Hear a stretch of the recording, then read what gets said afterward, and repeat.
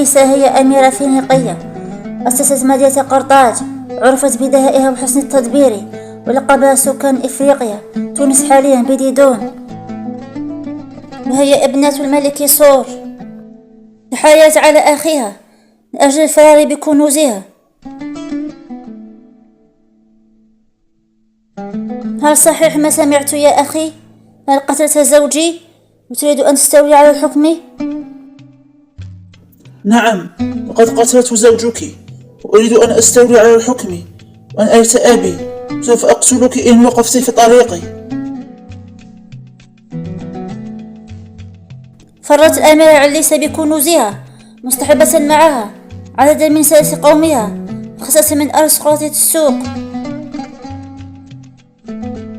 اتجهت بحرا نحو الغرب، وبعد رحلة بحرية مطولة نست السفن على ساحل إفريقيا تونس حاليا. حطت سفن الأميرة على سواحل إفريقيا، واستقبلها الملك البربر الذي يحكم البلاد استقبالا كبيرا. قدمت عليسة الهدايا والمجوهرات للملك، طلبت منه شراء قطعة أرض لتبني عليها مدينتها الجديدة،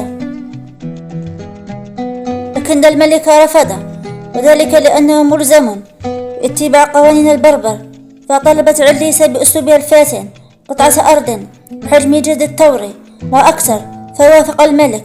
اختارت الملكة موقعا استراتيجيا على ساحل البحر، إلا أن الأميرة كانت تضمر خطة ذكية تمكنها من بلوغ غايتها وتأسيس مدينة أشهر المدن في التاريخ، مدينة قرطاجة تونس حاليا.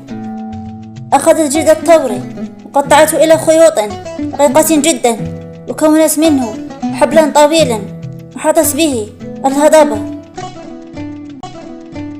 أسست عليسة فوق أرضها مدينة قرطاج، أي المدينة الجديدة التي أصبح فيما بعد اسمها قرطاج. طلب ملك البربر الزواج من ملكة عليسة، كما أنها لن تستطيع رفض العرض خوفا من أن يجيب له الدمار للمدينة، فقررت انتحاره حافظا على عهدها لزوجها وعلى المدينة التي أسستها، فألقت بنفسها في النار.